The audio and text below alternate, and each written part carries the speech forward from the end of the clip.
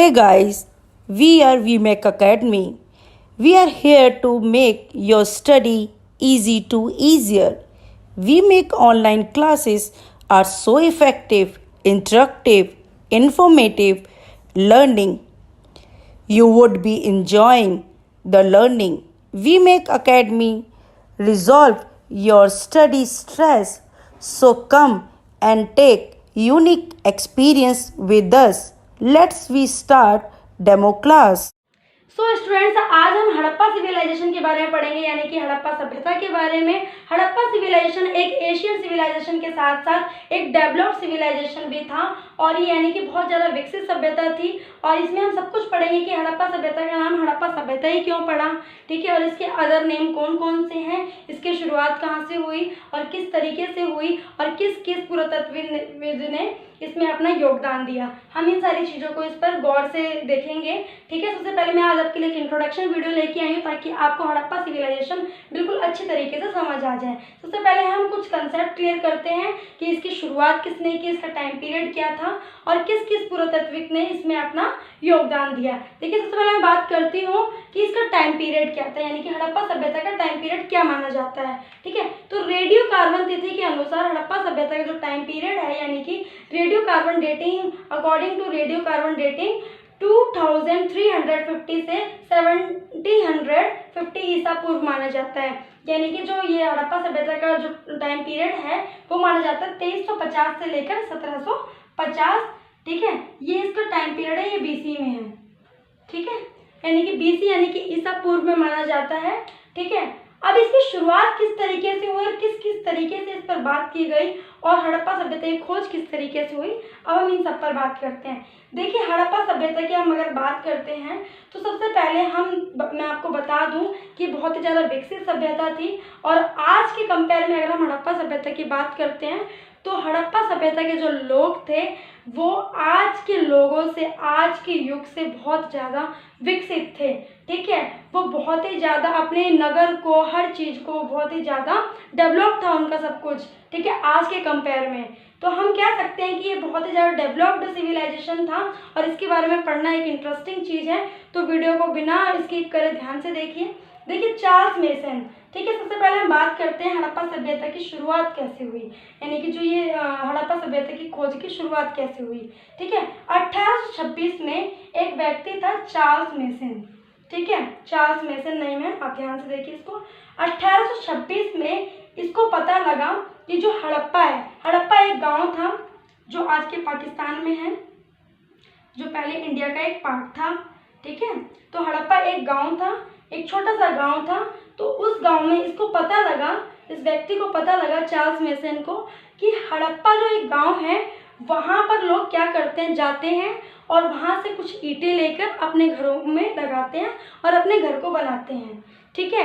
यानी कि यहाँ पर आपको पता है कि एक सभ्यता विकसित थी, ठीक है, और कहीं ना कहीं उसका पतन हो गया, तो पर कहीं ना कहीं उसके साक्ष्य तो अभी भी होंगे ना, ठीक है। तो इसी तरीके से जो चार्ल्स मेसन था उसको पता लगा कि हड़प्पा एक गांव है जहाँ पर लोग जाते हैं और वहाँ से ईंटें वगैरह लेकर आते हैं और अपने घरों को बनाने में उसका मतलब इस्तेमाल करते हैं, ठीक है। पर इस बात पर ज़्यादा गौर नहीं किया गया, तो इस बात को यहीं पर बंद कर दिया गया, दबा दिया गया। इस बात पर ज़्यादा टाइम पीरियड था जब हड़प्पा सभ्यता को जानने का एक मौका मिला, वो था 1853 से 1856 का टाइम पीरियड, यानी कि 1853 टू 1856।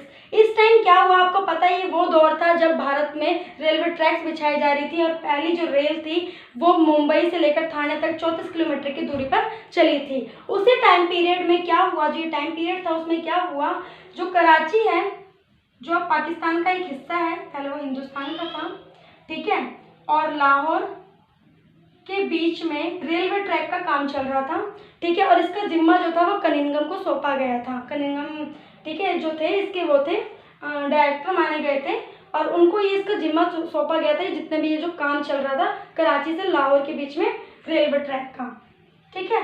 इस टाइम इन्होंने, जो कनिंघम थे उनके नेतृत्व में दो भाई थे, ठीक है, कनिंघम के नेतृत्व में दो भाई थे, उनका नाम था ब्रेटन बंधु, ठीक है। इन्होंने भी इस चीज़ का पता लगाया, इस टाइम पीरियड में इन्होंने भी इस चीज़ का पता लगाया कि हड़प्पा जो एक गांव है, यहाँ पर क्या होता है, यहाँ पर कुछ पुरातात्विक साक्ष्य पाए जाते हैं, ठीक है, ईंटें पाई जाती हैं कुछ बहुत पुरानी, और कुछ पुरातात्विक साक्ष्य भी पाए जाते हैं। ये बात इनको तब भी पता चली, पर इन्होंने इस बात पर जब भी गौर नहीं किया, ठीक है, और इस बात को फिर यहाँ पर दोबारा से ये बातें यहीं पर दब गई। फिर देखिए 1921 में सिंधु घाटी सभ्यता, ठीक है, उसके बाद क्या हुआ, 1921 में सिंधु घाटी सभ्यता की शुरुआत हुई। किस तरीके से मैं आपको बताती हूँ। 1921 में, ठीक है, दयाराम साहनी, ठीक है, जो एक पुरातात्विक थे, ठीक है, उन्होंने क्या करा, सिंधु घाटी सभ्यता जो हड़प्पा सभ्यता का एक अदर नेम है, अन्य नाम माना जाता है, ठीक है, सिंधु घाटी सभ्यता। सिंधु घाटी सभ्यता क्यों कहा जाता है, क्योंकि ये सिंधु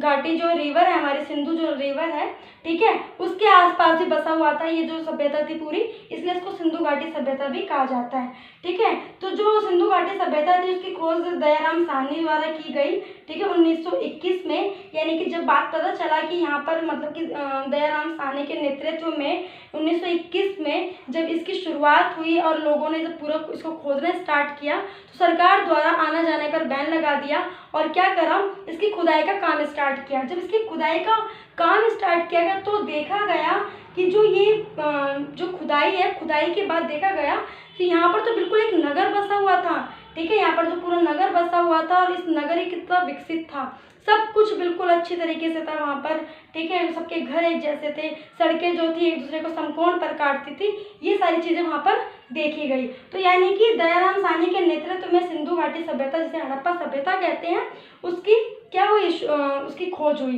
तो दयाराम साहनी माना जाता है। उसके बाद मोहनजोदड़ो की खोज हुई जो R.D. बनर्जी यानी कि रखालदास बनर्जी द्वारा की गई 1922 में। आई होप आपको इतना समझ आया होगा कि किसने इसकी खोज की और किस किस टाइम पीरियड में क्या हुआ, ठीक है। इतना याद रखिए आप कि हड़प्पा सभ्यता का अन्य नाम क्या है, सिंधु घाटी सभ्यता, ठीक है। और मोहनजोदड़ो जो है वो हड़प्पा सभ्यता में एक बहुत ही ज़्यादा विकसित नगर था जहाँ पर ज़्यादा लोग रहते थे। अब हम आगे पढ़ते हैं कि हड़प्पा सभ्यता को सिंधु घाटी सभ्यता क्यों, मैंने आपको बताया कि हड़प्पा सभ्यता को सिंधु घाटी सभ्यता क्यों कहा जाता है, क्योंकि आपको पता है पाकिस्तान की एक इम्पॉर्टेंट रिवर है, उसका नाम सिंधु है, ठीक है। उसकी जब खुदाई की गई तो ये देखा गया कि जो हड़प्पा सभ्यता है उसकी मतलब जो रिवर है सिंधु रिवर, उसके आसपास बहुत ज़्यादा जनसंख्या विकसित थी हड़प्पा सभ्यता की, ठीक है। तो इसीलिए इस जो सभ्यता थी इसका नाम सिंधु घाटी सभ्यता यानी कि इंडस वैली सिविलाइजेशन भी रखा गया।